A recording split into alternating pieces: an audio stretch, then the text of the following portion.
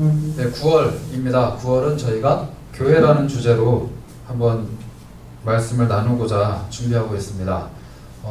그래서 저희가 9월 한 달 동안 에베소서 본문을 좀 함께 읽어보려고 해요.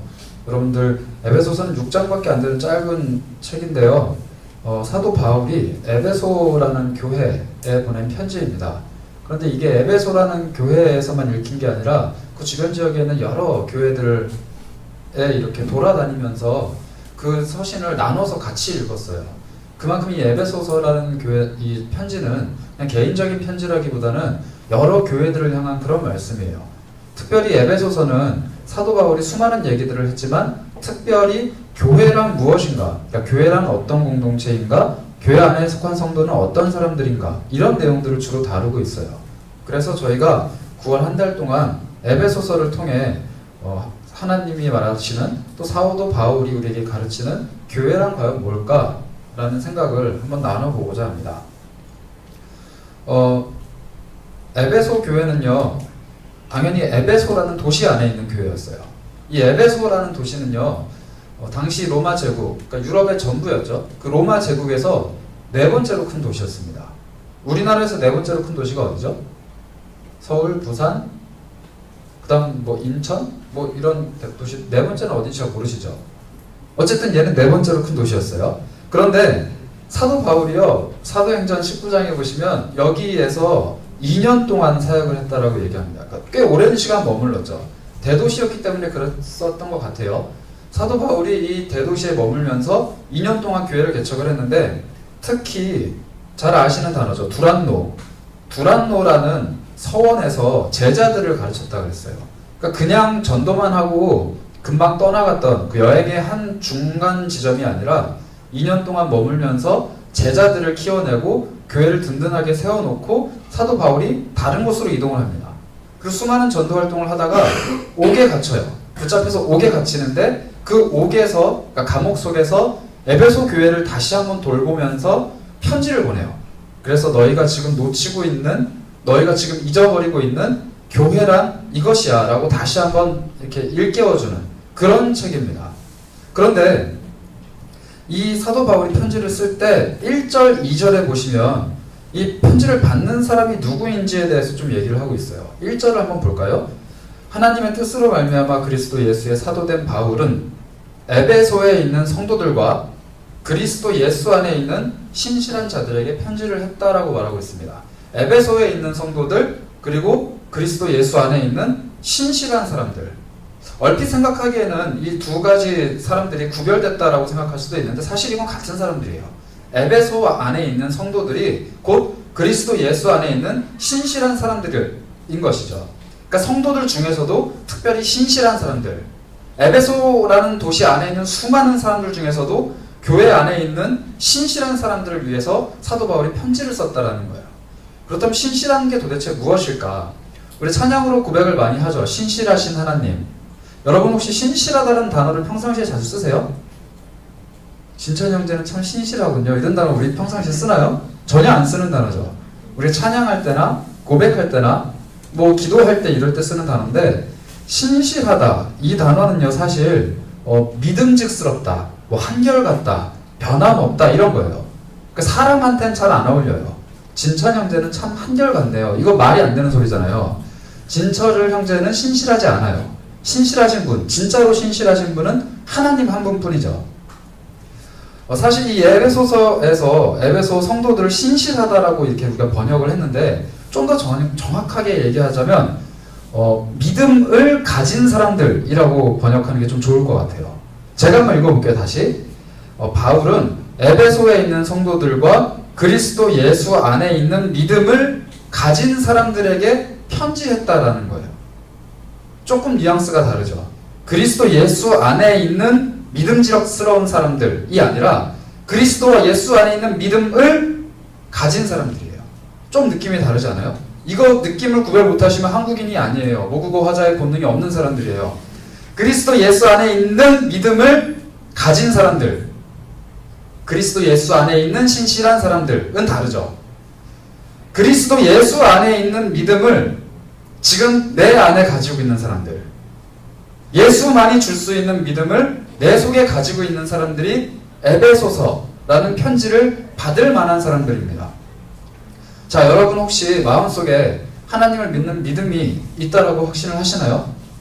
예수님이 주신 믿음, 예수님을 통해서 얻은 믿음이 내 속에 있어서 하나님은 참 하나님이시고 예수님은 하나님의 아들이시고 그분의 영이신 성령님이 내 속에 거하고 계시구나라는 믿음의 신앙의 고백이 여러분들 속에 있으십니까? 그렇다면 여러분들은 하나님 안에 있는, 그리스도 예수 안에 있는 믿음을 가진 성도들이에요. 즉 다시 말하면 에베소서에 있는 말씀이 우리에게 적용될 수 있다는 얘기입니다. 우리 몸은 지금 에베소가 아니라 대한민국 서울에 있지만 이 편지를 받을 만한 믿음을 가진 사람들이 바로 저와 여러분, 이 대감교회 청년부라는 것이죠. 특히 에베소서는 서울이라는 거대한 도시를 살아가는 좀 우리들의 상황과 비슷한 것 같아요.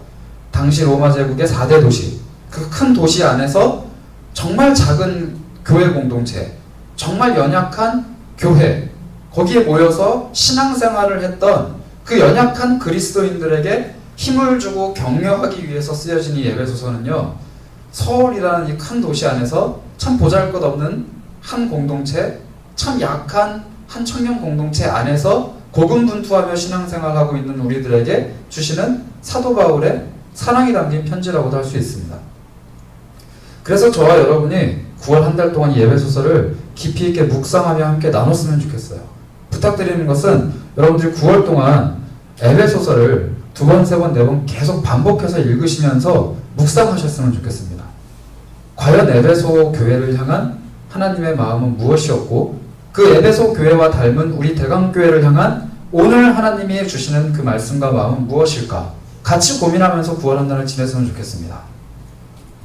에베소서 1장 1절 2절 이 인사말이 지나간 이후에요, 바울은 3절부터 14절 우리가 오늘 함께 읽은 이 부분을 쭉 기록을 하는데요, 이것은 바울의 찬송시라고 불려요.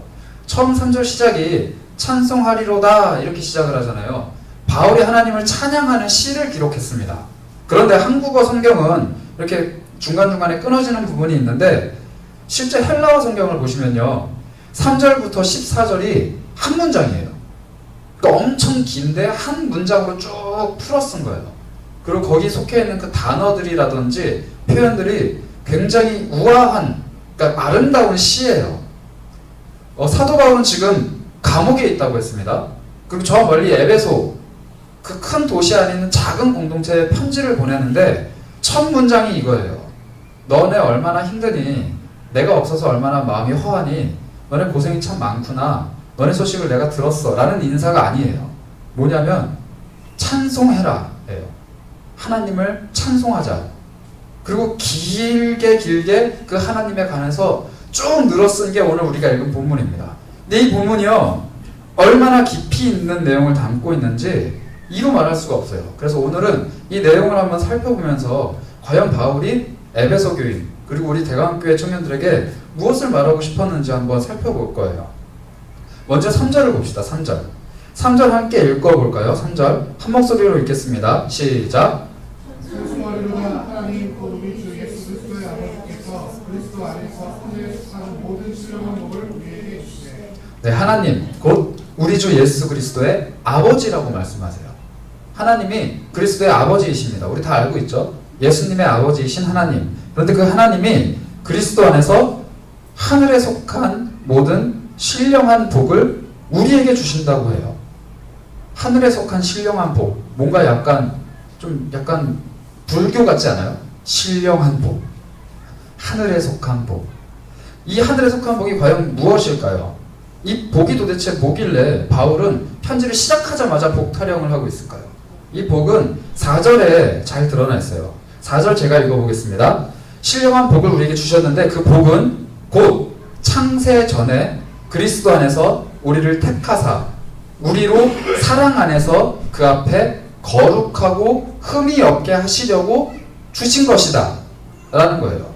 그러니까 하나님이 우리한테 복을 주셨는데 그 복이 뭐냐면요, 창세 전에, 그러니까 세상을 만들기 전에 그리스도 안에서 우리를 택하셨고요. 이게 첫 번째고요. 두 번째는 우리로 사랑 안에서 그리스도 앞에 거룩하고 흠이 없게 하시려는 게 두 번째예요. 그러니까 우리를 창세전에 택하셨고 우리를 거룩하고 흠이 없는 존재로 만드시는 게 하나님의 복이라는 거죠.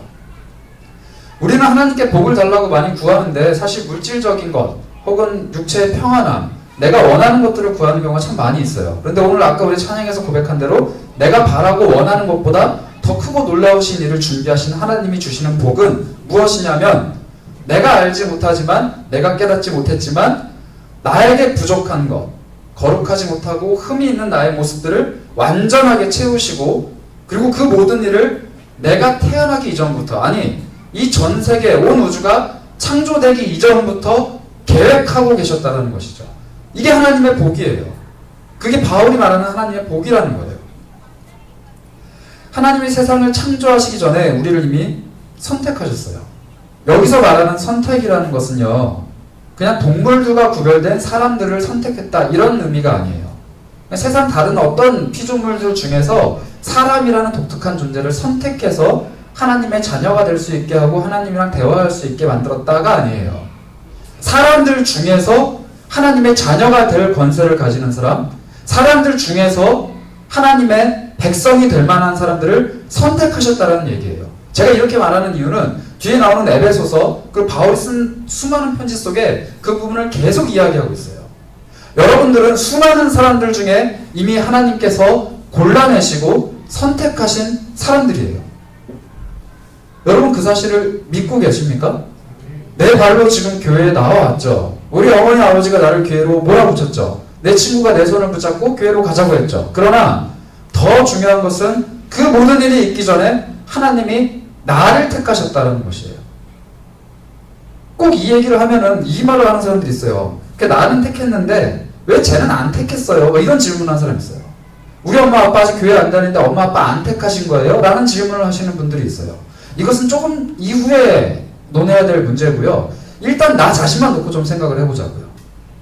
나는 내가 태어난 이후에 내가 어떻게 행동을 하고 내가 어떻게 살아가는지를 하나님이 유심히 지켜보시다가 아, 쟤는 싹이 있구나, 쟤는 괜찮구나 싶어서 택한 사람이 아니에요. 나는 엄마 뱃속에서 아빠와 엄마의 그 어린 아기의 씨앗들이 만나서 성장하는 그 과정 속에 하나님이 DNA를 보시고 얘는 괜찮은 아이구나라고 생각하셔서 엄마 뱃속에서 택하신 분도 아니에요. 나는 이 세상에 태어나기 이전에, 엄마 아빠가 계획하기 이전에, 아니 엄마 아빠의 엄마 아빠의 엄마 아빠, 아담이 만들어지기도 이전에 하나님이 이미 택하신 사람이에요. 2016년에 오늘을 살아가게끔 하나님이 택하신 사람이에요. 여러분들이 얼마나 소중하고 귀중한 존재인지 하나님은 세계를 창조하기 이전에, 아니 우주를 창조하기 전에 우리를 택하셨어요. 이게 우리의 가치예요. 창세기 1장 1절은 이렇게 말합니다. 태초에 하나님이 천지를 창조하십니다. 그런데 창세기 1장 1절 이전에, 하나님이 천지를 창조하시기 이전에, 성경이 말하고 있는 그 시간 이전에 성부 하나님과 성자 예수님과 성령 하나님은 함께 모이셔서요, 언제 나의 사랑하는 이 아이가 세상에 태어나서 나의 뜻대로 살아가며 언제 나의 부름을 받아 나의 품으로 다시 돌아올까 라는 것을 계획하셨다는 거예요.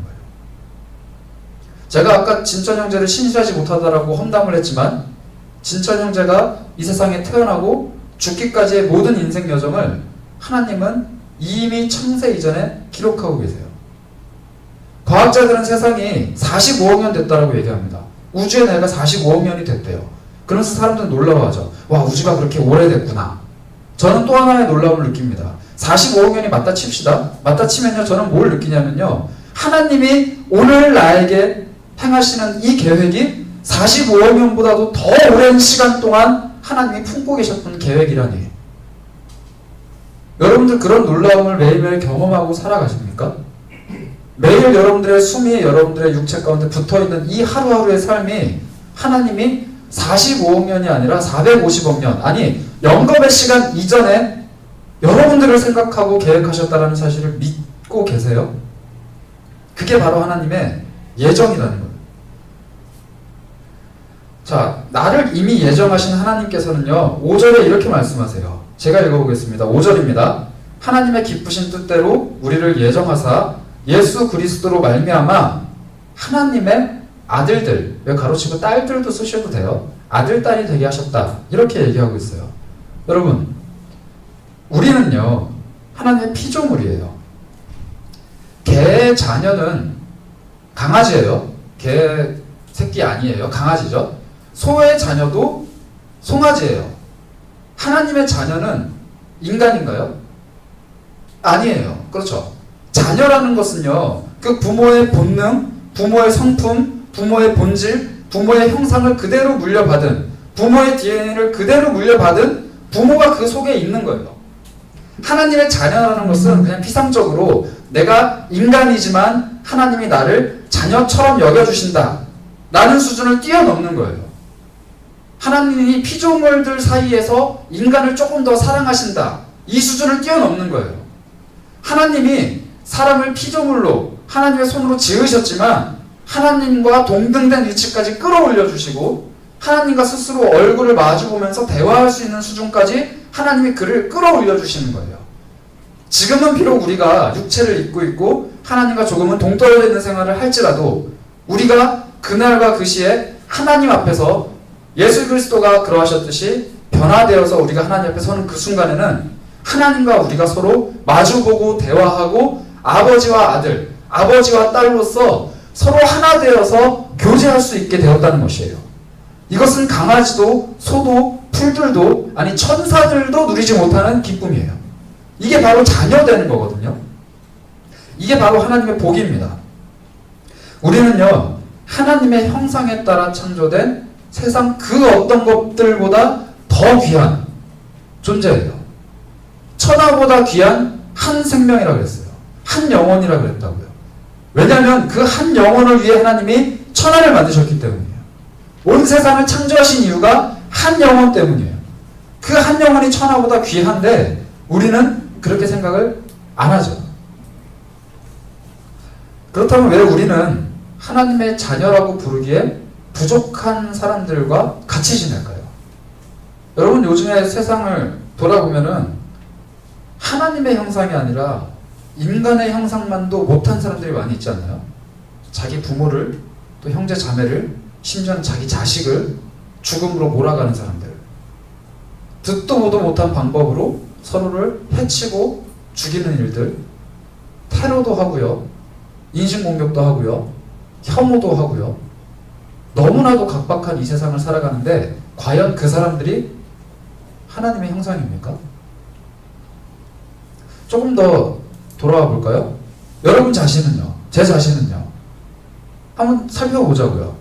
내 모습 이대로가 하나님의 형상일까요? 나는 이렇게 매일같이 쓰러지고 매일같이 넘어지고 매일같이 죄를 짓는데 이게 하나님의 형상이라고? 라는 질문이 드셔야 돼요. 이런 질문이 들지 않는다면 딱 두 가지예요. 죄를 짓지 않거나 죄를 지어도 하나님의 형상이 뭔지를 모르기 때문에 내 모습이 하나님의 형상과 괴리감이 없다라고 느껴지거나, 두 개 중에 한 가지죠. 4절은 이렇게 얘기합니다. 우리로 사랑 안에서 그 앞에 거룩하고 흠이 없게 하시려고 했다 그래요. 이 말은 다시 얘기하면 지금은 거룩하지 않고 흠이 있다라는 얘기죠. 거룩하지 않고 흠이 있는 사람들에게 하늘에 속한 신령한 복을 주신다는 거예요. 하나님의 자녀가 되는 복을 주시는데 그 복을 입는 사람들은요, 거룩하지도 않고 흠이 있는 사람들이란 얘기인 거죠. 즉 우리가 거룩하고 흠이 있다면은 하나님의 자녀가 될 필요가 없어요. 우리가 거룩하지도 않고 흠이 있는 사람들이기 때문에 하나님이 강제로 복을 주시고 은혜를 주시고 거부할 수 없는 사랑을 주셔서 하나님의 자녀로 만들어 주신 거예요. 여러분들이 어릴 때부터 잘 배우고 들어왔죠. 우리 세상에 죄가 들어오고 타락했다. 아담이 선악과를 따먹어서 죄를 지었다. 그래서 우리도 죄인이다. 이렇게 많이 이해를 하고 계실 겁니다. 예, 맞습니다. 에덴에서 쫓겨난 아담이요, 겪었던 참혹한 현실은 하나님과 더 이상 대화할 수 없었다는 거예요. 하나님과 마주할 수 없었고 하나님의 피조물 중에서 가장 높은 위치, 그 에덴 동산을 관리하던 그 위치를 더 이상 누릴 수 없었다라는 의미 맞습니다. 그런데 우리가 또 하나 착각이 있어요. 예수님이 오셔서 죽으신 것이 아담이 했던 그 실수를 보완해주는 것, 덮어주는 것, 회복시켜주는 것, 여기에만 머물러 있다는 것입니다. 한 가지 질문을 해볼게요. 스스로 한번 속으로 대답해 보세요. 예수님이 십자가에 달리신 것은 나의 죄 때문입니까? 이거는 뭐 오케이죠. 자, 그렇다면 십자가에 달리신 것이 죄 때문만입니까? 내 죄가 해결되는 것만 하기 위해서 십자가에 달려 돌아가신 건가요? 더 나은 무언가가 없는 건가요, 나에게? 자, 죄를 짓는 생활에서 이제는 죄가 해결된, 죄를 짓지 않느냐 아니에요? 죄가 해결된 생활로 돌아왔다라면 그것보다 더 나은 무언가는 없냐라는 얘기예요. 내가 어제 만약에 예수를 믿었다고 칩시다. 그러면 그저께 살아가던 나의 삶과 뭐 학교를 가고 직장을 가고 나의 부모의 자녀로 살아가는 그 삶과 예수를 믿고 난 오늘 살아가는 나의 삶이 똑같은데 단지 요 차이를 위해서 예수님이 돌아가셨냐라는 거예요. 오늘 성경은요, 예수 그리스도의 죽음이 인간의 죄만을 해결하기 위한 게 아니다라고 이야기하고 있어요. 바울 사도가 정확히 얘기합니다. 5절이에요. 5절 한번 읽어보겠습니다. 다 같이 시작. 그 기쁘신 뜻대로 우리를 예정하사 예수 그리스도로 말미암아 자기의 아들들이 되게 하셨으니. 네, 예수 그리스도로 말미암아 자기의 아들들이 되게 하셨죠. 그리고 7절을 한번 읽어볼게요. 7절 시작. 우리를 그리스도 안에서 그의 은혜의 풍성함을 따라 그의 피로 말미암아 승리하고 죄사함을 받으시니라. 자, 예수 그리스도로 말미암아 자기의 아들 딸이 되게 하시는 게 7절에서는 예수님의 십자가의 피 때문에 우리가 하나님의 아들 딸이 됐다라고 설명을 하고 있어요. 그 사이에 6절이 있겠죠. 6절을 한번 다 같이 읽어보겠습니다. 시작. 이는 그가 사랑하시는 자 안에서 우리에게 거저 주시는 바 그의 은혜의 영광을 찬송하게 하려는 것이다. 찬송하는 것, 은혜의 영광을 찬송하는 것이요, 하나님이 우리에게 원하시는 것이에요. 예수 그리스도를 죽이시고 거룩하지도 않고 흠이 많은 사람들을 하나님의 자녀로 만들어 주셨는데 거기서 끝이 아니에요. 그 사람들이 하나님의 영광을 찬송하는 것이 하나님이 정말로 원하시는 것이라고요. 찬송하는 것. 예수 그리스도가 실제로 오셔서 하신 행동을 하신 것을 8절 9절은 이렇게 얘기합니다. 이는 그가 예수 그리스도군요. 그가 모든 지혜와 총명을 우리에게 넘치게 하사 하나님의 뜻의 비밀을 우리에게 알려주신 것이고 하나님의 기뻐하심을 따라 그리스도 안에서 때가 찬 경륜을 위하여 예정하신 것이니. 그러니까 하나님이 우리를 창세 전부터 사랑하셨고 창세 전부터 계획하셨고 나를 지금 여기에 태어나게 하시고 살아가게 하신 게 이 세상이 창조되기 이전에 하나님이 계획하신 것이다 라는 것을 예수님이 우리에게 가르쳐 주셨다는 거예요. 그리고 그것을 아는 사람들이 하나님께 찬송으로 영광을 돌리고 하나님의 자녀로 살아가게 만들고 또 그 삶으로 하나님께 예배하게 만드는 것, 이게 예수님이 십자가에 달려 돌아가신 궁극적인 이유라는 거예요. 이 모든 일을 하기 위해서는 우리가 죄에서 자유를 얻어야 됩니다. 십자가는 그것도 한 거죠. 우리가 죄에서 자유를 얻는 것, 이건 출발점이에요. 그리고 그 이후에 우리가 살아가는 삶은 하나님의 자녀로서의 삶, 하나님께 영광을 돌리는 삶, 그 영광으로 하나님께 찬양이 되는 삶, 우리의 삶이 찬양이 되고 우리의 목소리가 찬양의 고백이 되는 삶이 그리스도 예수께서 바라시는 하나님의 자녀들의 삶이라는 것입니다. 자, 저는요, 여기까지 이 내용들은 우리가 사실 잘 아는 내용들이잖아요. 이 내용들을 가지고 묵상을 하다가 세 가지 질문을 떠올렸어요. 여러분들께서도 저와 함께 이 질문들을 좀 같이 던지셨으면 좋겠는데요. 첫 번째 질문입니다. 하나님께서 왜 그렇게 하셨을까요? 왜 굳이 하나님은 사람을 특별하게 창조했고 왜 굳이 하나님은 자신을 배신했던, 죄를 지었던 그 사람들을 위해서 자기의 사랑하는 그 아들, 독생자 예수님을 죽이기까지 하셨을까요? 물론 다양한 대답이 있을 수 있지만요, 오늘 성경은 이렇게 얘기해요. 방금 우리가 이야기했듯이 하나님께 찬송이 되게 하려 합니다. 라는 대답을 주는데요. 그 대답을 계속 반복적으로 줍니다. 6절 끝에 보시면요. 이렇게 얘기해요. 그가 사랑하는 자 안에서 우리의 거저주시는 바 그의 은혜의 영광을 찬송하게 하려는 것이다. 찬송하게 하려는 것이다. 12절 보시면 또 얘기해요. 이는 우리가 그리스도 예수 안에서 전부터 바라던 그의 영광의 찬송이 되게 하려 하심이라. 우리 자체가 찬송이라는 얘기죠. 13절, 14절에 보시면 또 이 얘기를 하는데 14절 마지막입니다. 그 얻으신 것을 속량하시고 그의 영광을 찬송하게 하려 하심이라. 3절부터 14절이 하나의 시라 그랬잖아요. 이 하나의 시가 계속 무엇을 얘기하냐면요. 예수님께서 자녀된 사람들을 위해서 돌아가셨는데 그 돌아가신 이유는 그 사람들이 하나님을 찬송하게 만들려는 것이다. 3번이나 얘기해요. 3번씩이나. 우리가 찬송해야 되는 존재입니다. 하나님의 사랑을 입은 우리는, 하나님의 자녀가 된 우리는, 예수 그리스도께서 피값으로 구하신 우리는 하나님을 찬송하는 존재가 되어야 합니다라는 얘기를 반복해서 하는 것이죠. 하나님께서 우리를 살리신 이유는요, 간단해요. 하나님의 찬송이 되게 하시려는 것이에요. 하나님이 우리를 하나님의 형상으로 창조하시고, 하나님이 우리를 온 세계를 선물로 주시고 그리스도까지 선물로 주셔서 다시 자녀 삼아주신 이유는 단 한 가지예요. 하나님의 찬송, 하나님의 찬송이 되게 하려 하시는 겁니다.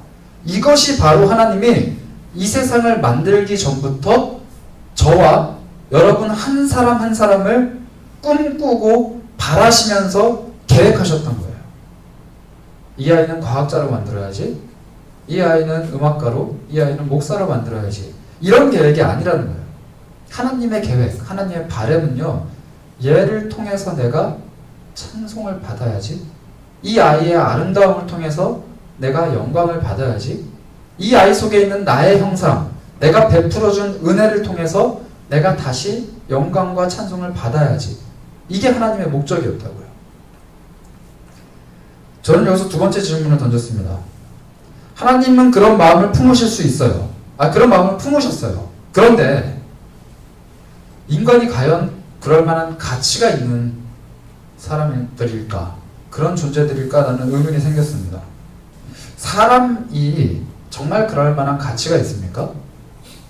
사람이 지금 이 타임에 한 50억 명 정도가 지금 순심하며 살아가고 있거든요. 온 지구상에.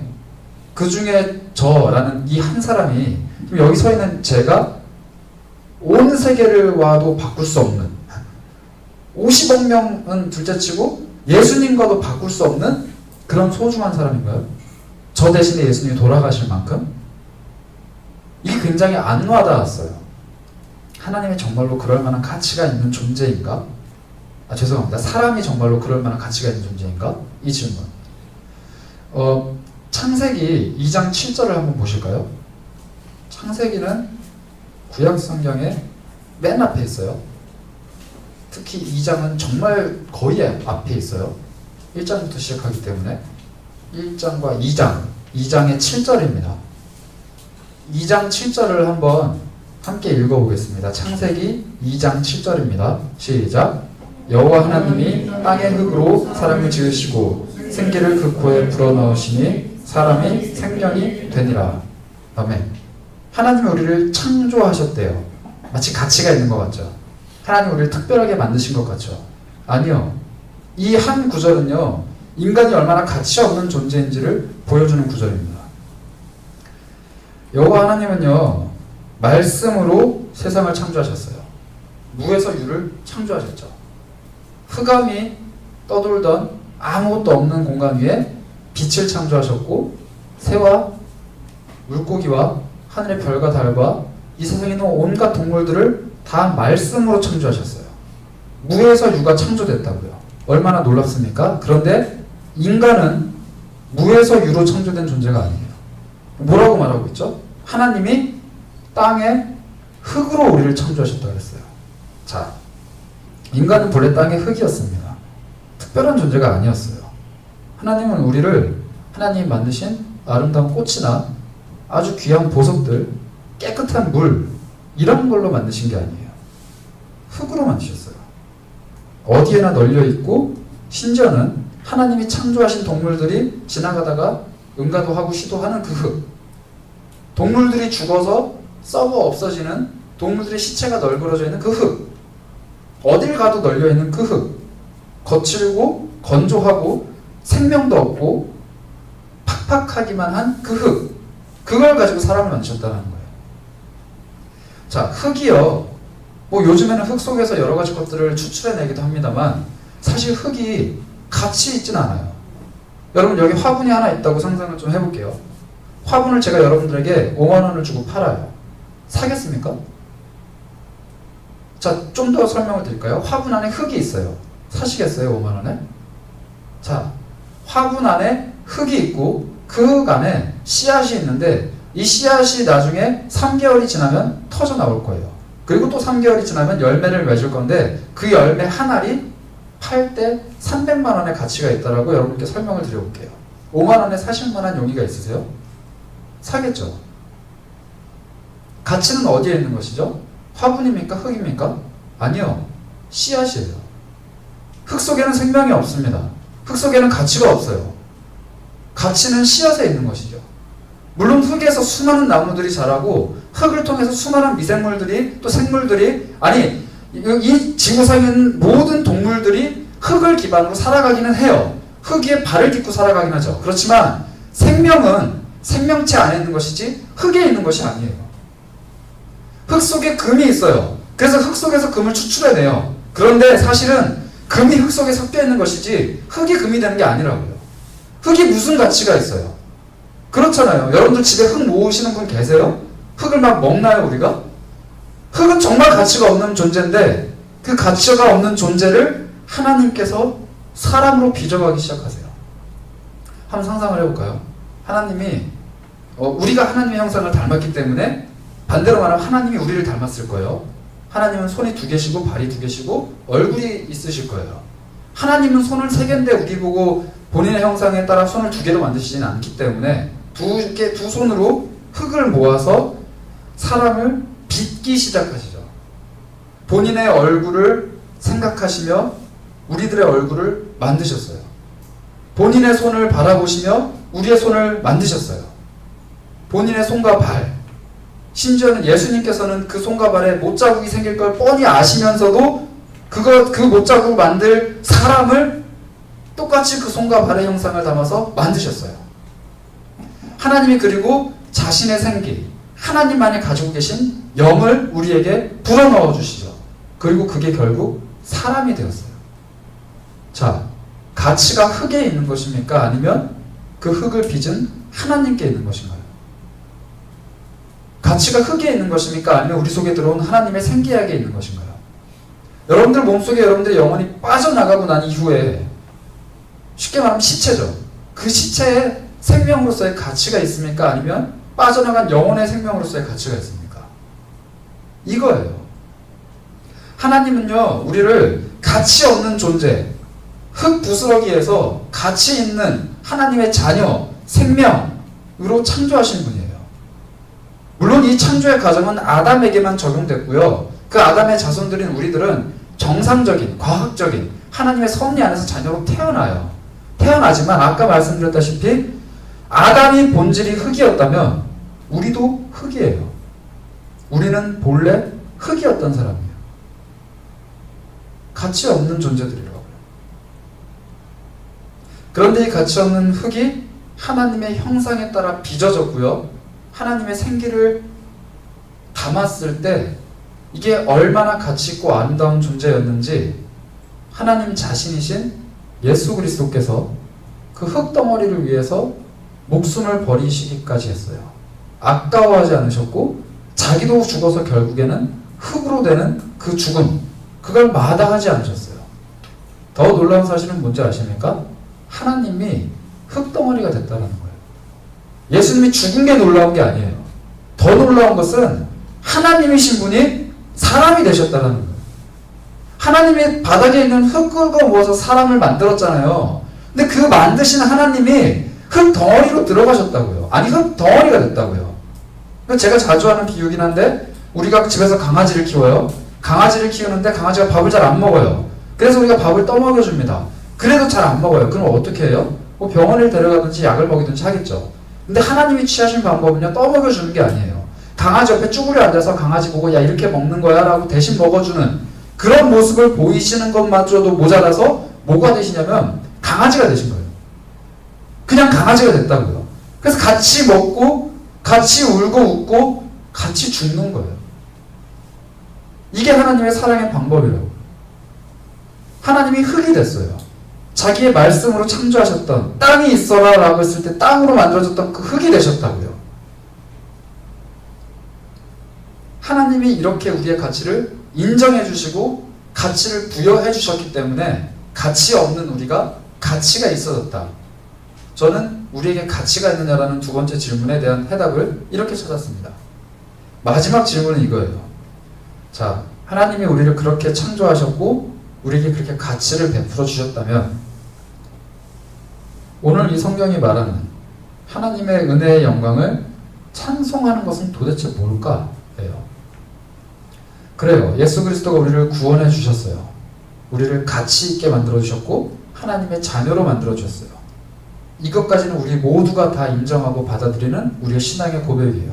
그런데 수많은 사람들이 이 세 번째 질문에 대한 해답을 항상 찾으면서 다녀요. 찬송한다는 게 뭘까? 더 쉽게 말씀드리면 하나님의 뜻에 따라 살아간다는 것이 무엇일까? 하나님의 자녀로서 살아간다는 것은 무엇일까? 그리스도에 있는 세상에서 어떻게 살아가야 되는가? 우리는 도대체 무엇을 해야 되는가? 이게 바로 세 번째 질문이에요. 성경이 너무 뭉뚱그려서 이야기한 것 같지 않아요? 찬송하게 하려는 것이다. 내가 뭘 해야 찬송하는 것입니까? 내가 어떻게 해야 하나님을 찬양하는 것이죠? 내가 어떻게 해야 하나님께 영광을 올려드리는 행위일까요? 좀 쉬운 질문일 수도 있지만 굉장히 또 어려운 질문이에요. 자, 나쁜 짓을 하지 않는 것은 하나님께 뭐 찬송을 올려드리는 행위예요. 이건 뭐 자명한 사실이죠. 죄를 안 짓는 것, 범죄하지 않는 것, 법을 잘 지키는 것 이런 것들 말고 여러분들의 진로, 나는 누구와 결혼하는 것이 하나님께 영광을 올려드리는 걸까요? 이거에 대한 구체적인 해답을 들어보신 분이 아직 안 계시니까 결혼을 다 안 했겠죠? 내가 어떤 진로를 선택하는 것이 하나님께 영광을 돌려드리는 걸까요? 나는 어떤 삶을 살아가야 되는 걸까요? 지금 이 상황 속에서 나는 어떤 태도를 취해야 되는 걸까요? 수많은 질문들이 우리를 고민하게 만들어요. 과연 무엇이 하나님께 영광을 올려드리고 하나님을 찬송하는 것일까? 사실 이 질문은 케바케죠. 케이스가 너무 다양하기 때문에 뭐라고 딱히 대답하기는 어려워요. 그런데 저는 오늘 여러분들께 로마서 8장 29절을 하나의 대답, 모범 답안으로 제시하고 싶어요. 로마서 8장 29절 한번 찾아봅시다. 로마서는 사도행전 바로 뒤에 있고요. 에베소서에서는 조금 앞에 있어요. 로마서 8장 29절입니다.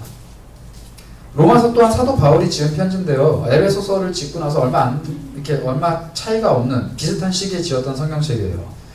로마서는 당연히 로마에 있는 성도들에게 보낸 편지인데 이 로마서 8장 29절에서 사도 바울이 이렇게 얘기합니다. 함께 읽어보겠습니다. 함께 시작. 미리 아신 자들을 또한 그 아들의 형상을 본받게 하기 위하여 미리 정하셨으니 이는 그로 많은 형제 중에서 맏아들이 되게 하려 하심이니라. 오늘 우리가 읽은 바울의 찬송시랑 되게 유사한 내용을 담고 있어요. 바울의 찬송시에서 그렇게 얘기했죠. 하나님이 세상을 창조하기 전에 우리를 그러니까 정하셨고 그들을 하나님께서 예수 그리스도를 통하여서 하나님의 자녀로 만드셨고 그래서 그들을 통해서 찬송을 받고자 하신다. 이게 오늘 우리가 읽었던 에베소서의 내용이에요. 로마서는 뭐라고 얘기하냐면요. 하나님이 미리 아신 자들, 그러니까 예정한 사람들이죠. 이 사람들을 또한 그 아들 예수 그리스도의 형상을 본받게 하기 위하여 미리 정하셨다 그래요. 그러니까 에베소서는 이렇게 해요. 내가 하나님의 찬송 받기 위하여 이 사람들을 미리 정했고 이 사람들을 하나님의 자녀로 만들었다. 이렇게 말씀하시고 로마서는 하나님의 아들의 형상을 본받게 하기 위하여 얘네들을 예정했다는 거예요. 미리 정했다는 똑같은 얘기예요. 그러니까 찬송을 올려드리는 것, 하나님의 영광의 찬송을 받으시는 것은 우리가 예수 그리스도의 형상을 본받는 것과 같은 이 꼴이에요. 물론 찬송을 올려드린다라는 큰 범주 안에 메인 아이템일 수도 있어요. 예수 그리스도를 본받는 삶.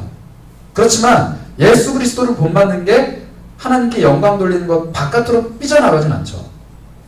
로마서 8장 29절은요. 오늘을 살아가는 우리가 어떻게 하나님께 영광을 돌리며 찬송을 돌릴까? 라는 그 질문에 아주 기본이 되는 출발점이나 마찬가지예요. 그리스도를 본받는 것, 그리스도의 형상을 본받는 것이 하나님께 영광을 돌린다는 거예요. 그래서 우리가 그런 질문들을 잘 하잖아요. 예수님이라면 어떻게 하셨을까? 내가 지금 이 상황에 처해 있는데 예수님이라면 어떻게 하셨을까? 이게 우리의 가장 메인이 되는 기준이라는 것이죠. 왜 그럴 수 있느냐? 바로 예수님이 우리와 똑같이 본래 흙으로 태어나신 분이시기 때문이에요. 예수님이 성령 하나님, 성부 하나님처럼 영으로 존재하시는 분이시라면 우리는 본받을 수 없어요. 그분이 어떻게 살아가셨는지, 어떻게 생겨 먹으셨는지, 어떤 말씀을 하셨는지, 어떻게 살아가다가 돌아가셨는지 알 수 없으니까요. 그런데 사람으로 오신, 흙 덩어리로 오신 예수님이 살아가신 그 삶은 우리가 눈에 보고 잡을 수 있는 삶이에요. 그리고 그것을 본받는 것, 그게 바로 예수 그리스도의 형상을 닮아가는 것이고요. 그게 바로 하나님께 찬송이 되는, 영광이 되는 삶이라는 것이에요. 예수 그리스도는 그 자체로 하나님께 영광이 되는 분이셨어요. 예수 그리스도는 존재하는 것 그 자체로 하나님께 찬송이 되는 분이셨어요.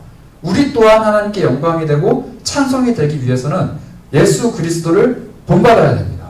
이게 바로 로마서가 제시하는 해답이죠. 로마서 8장 29절 뒤에 보시면요. 예수님이 많은 형제 자매들 중에서 맏아들, 그러니까 첫째 아들이 되게 하려 하심이라 이렇게 써 있어요. 예수님은 하나님의 아들이세요. 그런데 그냥 아들이 아니라 저와 여러분들을 둘째, 셋째, 넷째, 다섯째 동생들로 두기 위해서 스스로 첫째 아들로 되신 거예요. 하나님의 거룩하신 아들이지만 인간들을 하나님의 자녀로 만들기 위해서 스스로 인간이 되신 것이죠. 죄가 없으신 분이 죄인들처럼 행동하신 것이고요. 아무런 흠도 없으시고 거룩하지 않은 부분이 전혀 없으신 분이 오늘 에베소서가 말하듯이 거룩하지도 않고 흠이 있는 사람들인 것처럼 생활하셨고요. 거룩하지 않고 흠이 있는 사람처럼 돌아가셨어요. 죽음이랑 전혀 상관없으신 분이 죽으셨죠. 배고픔이랑 전혀 상관없으신 분이 배고파하셨어요. 지치고 피곤하고 슬퍼하고 괴로워하고 이런 수많은 감정으로부터 초월적인 자유로우신 분이 우리랑 똑같이 울고 화내고 피곤해하시고 쓰러지셨어요. 십자가에 달릴 이유조차 없으신 분이 그 나무를 지고 가시다가 힘겨워서 쓰러지셨다고요. 나무를 창조하신 분, 그 나무를 자라게 하신 분, 그리고 그 나무가 사람을 매달고도 남을 만큼 성장했을 그때까지 그 나무를 돌보셨던 그 하나님이 그 나무에 달려서 피를 흘려 돌아가셨다고요. 이게 예수님이 우리에게 보여주신 모습이에요. 그리고 그 모습을 우리에게 본받으라고 하십니다. 예수님이 어떻게 죽었는지, 십자가를 어떻게 지고 가셨는지 우리가 그것을 잘 연구하고 우리도 잘 십자가를 져야겠다, 이게 아니고요. 예수님이 어떻게 사람들을 사랑하셨고, 어떻게 자기의 제자들, 자기의 사람들을 끝까지 사랑하셨고, 어떻게 하나님의 말씀을 잘 쫓아가셨고, 어떻게 하나님의 자녀로 살아가셨는지를 보고 듣고 알고 익히고 배워서 그분의 모습을 쫓아가는 것, 본받는 것이 맏아들이신 예수님의 동생들이 된 우리가 해야 될 일이라는 거예요.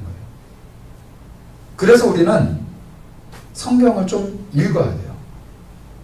복음서에 예수님이 어떻게 말씀을 하셨는지, 또 그 말씀들이 사도들과 성도들에게 어떻게 다가왔는지, 그들이 어떤 삶을 살았는지 우리가 알고 배워야 될 필요가 있는 것이죠. 바울은요, 이 찬송시를 통해서 결국 이걸 얘기하고 싶었어요. 제가 정리를 좀 해봤습니다. 제가 읽어드릴게요. 첫 번째, 흙이었던 우리는 하나님의 손길에 의해서 또 하나님의 계획에 의해서 하나님의 형상을 닮은 존재로 창조되었어요. 두 번째, 그런데 우리는 죄로 인해서 거룩도 잃어버리고 흠이 생겨버렸죠. 그런 우리를 위해서 그리스도가 오셔서 죽으심으로 우리의 원래 가지고 있었던 가치, 하나님의 형상이 회복되었습니다. 셋째, 우리를 이렇게 창조하시고 회복시키신 이유는 하나님의 영광을 찬송하게 하려 하심이에요. 네 번째, 맏아들로 오신 예수님을 본받는 것, 우리의 형님 대신 오빠 대신 예수님을 본받는 게 하나님께 찬송을 올려드리는 방법이라는 것이죠. 다섯 번째가 굉장히 중요해요. 다섯 번째는요, 이 모든 일이 이루어지는 공간이 바로 교회라는 점입니다. 교회. 아까 제가 처음에 말씀드렸죠. 에베소서가 교회를 향한, 교회가 어떠한 곳인지, 교회가 무엇을 해야 되는지, 교회가 어떤 모습을 가져야 되는지에 대해서 이야기한다 그랬어요. 그 모든 이야기들을 하기 이전에 바울은 찬송시에서 교회는 둘째 쳐놓고 너가 그런 존재다 라고 각 개인의 믿음, 신앙의 기본을 다시 한번 리마인드 시켜요. 네가 하나님의 형상대로 창조된 존재고 네가 하나님의 형상대로 다시 회복된 존재다. 그리고 이 회복된 사람들이 살아가는 찬송의 삶, 예수 그리스도를 본받는 삶이 교회 안에서 이루어진다라고 이제 15절 뒷부분부터 에베소서 끝날 때까지 계속 이야기를 하는 겁니다. 에베소서에는요, 우리라는 단어가 굉장히 많이 나와요. 우리는 어떠한 존재다. 우리는 어떠한 삶을 살아야 된다. 우리를 하나님께서 어떻게 사랑하셨다. 이 짧은 성경 안에 우리라는 단어가 38번이 쓰여졌는데요. 오늘 우리가 읽은 3절부터 14절 요 짧은 찬송시 안에 우리라는 단어가요 3분의 1이 쓰여 있어요. 그러니까 12번이 여기 들어가 있어요. 에베소서 전체에서 우리라는 단어가 여기에 몰려 있다고요. 실제로 여러분들이 한번 집에 가서 한번 읽어보세요. 제가 파란색 펜으로 체크해봤거든요. 이 짧은 글 안에 우리가 너무 많아요. 바울이 무엇을 얘기하고 싶었냐면요, 내가 하나님의 자녀가 되었고 내가 하나님의 사도가 되었고 내가 하나님의 형상을 위해서 이렇게 열심히 부단히 노력하며 살아가듯이 나와 너, 우리가 하나님의 자녀였고 타락했지만 하나님이 회복시켜 주셨고 다시 한번 우리가 하나님의 자녀로서 아름답게 살아가자, 이 얘기를 하고 싶었던 거예요. 이 우리가 말하는 것이 뭐예요? 에베소 교회, 하나님의 성도들, 그리스도 예수 안에 있는 믿음을 가진 공동체, 이것이 바로 교회의 모습입니다.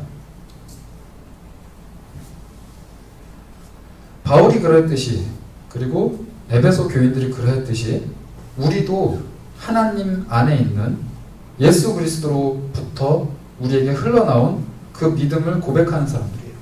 그렇다면 저와 여러분들은 모두 하나님의 자녀이고요, 저와 여러분들은 모두 예수 그리스도의 형상을 본받기 위해 달려가야 되는 사람들입니다.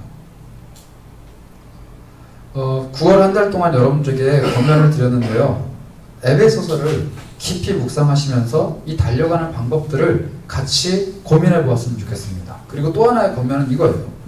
주보를 좀 봐주시겠어요? 주보 이 맨 밑에, 안쪽에 맨 밑에 보시면은 저희가 도서 추천을 하나 했는데요. 잘 아시는 책일 거예요. 필립 얀시라는 복음주의 목사님, 이분이 지은 책인데요. 교회 나의 고민 나의 사랑이라는 책이에요. 되게 짧아요. 120페이지밖에 안 되는데 이 책을 빌리시던지 구입하시던지 한번 보셨으면 좋겠어요. 교회에 상처받은 이들이 교회와 어떻게 화해를 하고 교회 안에서 어떻게 회복될 수 있는지를 써놓았다라고 책에 평가가 달려있는 책이에요. 여러분들 꼭 읽어보시고 한번 도전을 많이 받으셨으면 좋겠습니다. 마지막으로 권면드리고 싶은 거는요, 내일부터 우리 교회에서 새벽에 특별 새벽 기도가 있어요. 그런데 정말 놀랍게도요, 이건 제가 의도한 게 아닌데 저는 이번 달 주제를 교회, 그리고 이 책의 내용을 가지고 여러분과 같이 나누고 싶어 했는데 내일부터 우리 새벽 기도가 열리는 그 새벽 기도의 주제가 뭔지 아세요? 혹시 아시나요? 교회, 나의 고민, 나의 사랑이에요. 담임 목사님이 제 걸 베꼈는지 제가 담임 목사님 걸 베꼈는지 모르겠지만 너무 놀랐어요. 저도 광고 듣고. 심지어 본문은 에베소서입니다. 지금 우리 이 시대 21세기 이 깨어져 버린 가정도 깨어졌고요, 나라도 깨어졌고요, 친구관계 뭐 그런 것들은 이제 살아남지도 못하는 인간성이 다 깨어져 버린 이 시대에 우리가 회복해야 되는 것 예수 그리스도의 형상이에요. 하나님의 자녀로서의 따뜻함이죠. 우리가 태초에 창조되었을 때 하나님 보시기에 너무 아름답다, 심히 아름답다 하셨던 그 아름다운 모습을 우리가 회복해야 돼요. 그 회복은 교회에서 이루어집니다. 이것은 제가 말씀드리는 게 아니에요. 하나님이 말씀하신 거예요. 여러분, 교회에서 상처를 많이 받으셨죠? 아니, 사실 교회 안에 있는 사람들에게 많은 상처가 있으시죠? 실망, 낙담, 이제는 좌절만이 남은 것이 우리 교회입니까? 여러분, 거기서 하나님이 새로운 새 재창조를 이뤄내십니다. 여러분들과 개개인의 얘기를 한번 해보면 참 교회 안에 많은 상처들, 많은 불만들과 많은 희생들을 스스로 품고도 그냥 조용히 살아가는 청년들이 너무 많아요. 그런데 여러분 꼭 기억하세요. 교회는요, 하나님의 자녀들이 오는 곳이 아닙니다. 교회는 하나님의 자녀들로 성장해야 되는 사람들이 오는 곳이에요. 교회는 병원이에요. 교회는 죄인들이 갇혀 있는 감옥이에요. 교회는 수용소예요. 그러나 교회 밖을 나갈 때는 하나님의 자녀들이 걸어 나가요. 여러분, 교회가 아름답다라고 생각하시면 절대 안 돼요. 교회는 죄의 고백들이 이루어지는 곳이고요, 그 드러난 죄들의 악취가 드러나야 되는 곳이에요.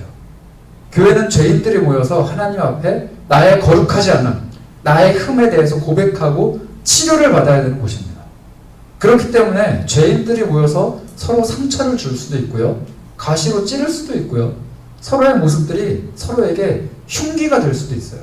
그러나 하나님은 그 교회를 절대 포기하지 않으세요. 그 교회에서 상처받은 영혼들을 데리고 다시 회복시키시고 다시 세우시고 예수 그리스도를 머리로 한 새 사람, 새 공동체를 만들어 가세요. 왜냐하면 예수 그리스도께서 그렇게 상처받고 찢기고 돌아가신 이후에 부활하셨거든요. 그리고 그 부활의 권세를 교회와 저 여러분들에게 주셨습니다. 교회는요, 생명이 없는 것만 같은 사람, 사람도 아닌 것 같은 사람, 정말 죄의 덩어리인 사람이 새 생명을 얻어서 사람이 되는 공간이에요. 그걸 잊지 않으셨으면 좋겠어요. 교회에 다니는 사람들이 왜 그래? 라는 질문이요. 맞아요. 교회 다니는 사람들은 그런 사람들이에요. 세상을 정상적으로 살아갈 수 있는 사람들이 교회에 오지 않아요. 하나님 앞에서 아무런 흠도 없고 거룩한 사람들은 교회에 오지 않아요. 하나님이 그런 사람들을 부르시지 않았어요. 예수 그리스도께서 무엇이라고 말씀하셨죠? 나는 죄인을 부르러 왔노라. 나는 죄인과 세리와 청년들의 친구다. 죄인과 함께 밥을 하시던, 죄인과 함께 식사를 나누시던 예수님이 오늘 우리 공동체 가운데 계십니다. 내가 죄인이 아니라고요? 아니요. 우리는 모두 죄인입니다. 불완전한 하나님의 자녀가 거룩하고 흠이 없는 상태로 성장하는 곳, 그곳이 바로 교회예요. 그렇기 때문에 교회는 우리에게 상처가 되는 곳이고, 우리의 고민이 되는 곳이고, 우리에게 더욱더 괴로운 곳이에요. 그래서 우리는 교회를 통해, 또 교회를 향해 눈물을 흘릴 수밖에 없어요. 가슴을 치며 기도할 수밖에 없는 것이죠. 교회가 아름다워지는 방법은요, 하나님께 기도하고 무릎 꿇고 하나님이 만져주시는 것, 그거 말고는 방법이 없습니다. 사람들 간의 화해요, 우리가 잘 해보자고요, 막 으쌰으쌰하고 우리가 친해지면 교회가 아름다워질 것 같나요? 아니라는 것을 너무 잘 아시잖아요. 수년간의 청년부 생활이, 수년간의 행사가, 수년간의 교제가 사람을 아름답게 하지 않는다는 것을 우린 너무 잘 알고 있습니다. 우리 속에 있는 아름다움을 회복하시는 분, 하나님의 형상을 회복하시는 분은 하나님 그 자체예요. 그분께 매달리는 사람이야말로 교회 안에서 하나님의 형상에 가까이 다가가는 경험들을 하게 될 거예요. 이런 질문들을 하게 됩니다. 내가 지금 이 모양 이 꼴로 살아가는 것, 내가 이렇게 실패하는 것, 내가 이렇게 부족한 것, 내가 이렇게 사람들 앞에서 부끄러운 모습을 가질 수밖에 없는 것이 하나님이 창세전부터 나에게 예정하신 것인가요? 좀 노골적으로 질문해 볼까요? 우리 부모님이 이렇게 가난한 것, 하나님이 나를 예정하신 것인가요? 계획인가요? 내가 조금 못난 것, 내 성격이 조금 모난 것, 내가 이렇게 페널티를 안고 살아가는 것, 이게 하나님의 예정입니까? 라는 질문들을 우리는 할 수 있어요. 저는 이것이 하나님의 예정이다 아니다 답을 드릴 수는 없습니다. 그러나 한 가지 확실한 답은 여러분께 드릴 수 있어요. 그 모든 현실로부터, 그 모든 실패와 좌절로부터 극복, 일어나서 하나님의 형상에 더 가까이 다가가기 위해 한 걸음 한 걸음 걸어가는 것은 분명한 하나님의 예정이에요. 거룩하게 하시고 흠이 없게 하시려고 예수 그리스도를 죽이셨잖아요. 그것 말고 얼마나 더 하나님의 사랑이 확증이 필요합니까? 얼마나 더 하나님의 선언이, 약속이 필요할까요? 너가 지금 이 모양 이 꼴로 살아가지만 나를 닮은 형상, 내가 정말로 너를 처음 창조했을 때 계획했던 그 아름다운 형상으로 너는 자라갈 거야. 못 믿겠다고 예수 그리스도를 봐라. 내가 이것을 하기 위해서 내 아들을 죽였는데 그래도 못 믿겠니? 내가 이걸 너에게 보여주기 위해서 내 아들을 다시 살렸는데 그래도 못 믿겠니? 내 아들을 죽이기까지 하고 그를 살리기까지 하고 승천해서 나의 보좌 우편에 앉히기까지 했는데 그런 내가 너의 아버지가 되겠다고 하는데 아직도 못 믿겠니? 라는 음성은 확실한 하나님의 예정이에요. 그 말씀 붙드시기 바라요. 우리의 삶의 가장 강력한 증거는 예수 그리스도의 십자가입니다. 마지막으로 요한복음 3장 16절 17절을 한번 찾아서 같이 봤으면 좋겠어요. 요한복음 3장 16절 17절, 가장 우리가 잘 아는 그리고 가장 사랑하는 성경 구절입니다. 저는 이 성경 구절에 자주 등장하는 세상이라는 단어 앞에요, 우리의 이름을 좀 넣어봤으면 좋겠어요.